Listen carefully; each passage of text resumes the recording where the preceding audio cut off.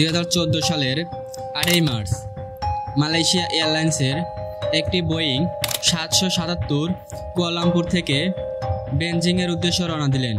বিমানে ছিলেন 339 জন যাত্রী ও ক্রু। সবকিছু ছিল স্বাভাবিক, কিন্তু 1 ঘন্টা যাইতেই হয়ে গেল এমন একটি ঘটনা যা আজও বিশ্বের অন্যতম বড় রহস্য। সময়টা ছিল এমন, রাত 1:19। পাইলট শেষবারের মতো কন্ট্রোল টাওয়ারে বললেন, গুড নাইট মালয়েশিয়ান 370। এই ছিল তার শেষ বার্তা। এর কিছুক্ষণ পর বিমানটি রাডার থেকে উধাও হয়ে যায়। কোথায় কোনো সিগন্যাল নেই।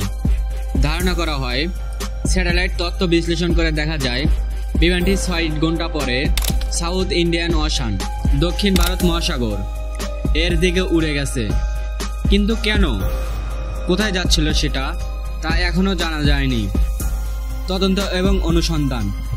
বিশ্বের সবচেয়ে বড় বিমান অনুসন্ধান মিশন শুরু হয়। হাজার হাজার কিলোমিটার এলাকা জুড়ে অনুসন্ধান চলে। 2015 সালে আফ্রিকার উপকূলে একটি বিমানের টুকরো পাওয়া যায়। ধারণা করা হয় এটি MH370 এর অংশ, কিন্তু আজও পুরো বিমান বা যাত্রীর দেহ পাওয়া যায়নি। ফ্লাইট MH370 এর পরিবাররা আজও অপেক্ষায় আছেন। যদি কখনো জানতে পারেন কী হয়েছিল সেদিন।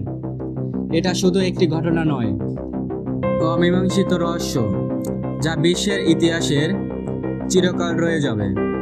আসসালামু আলাইকুম বন্ধুরা, আপনারা কি মতামত তা কমেন্টে জানান।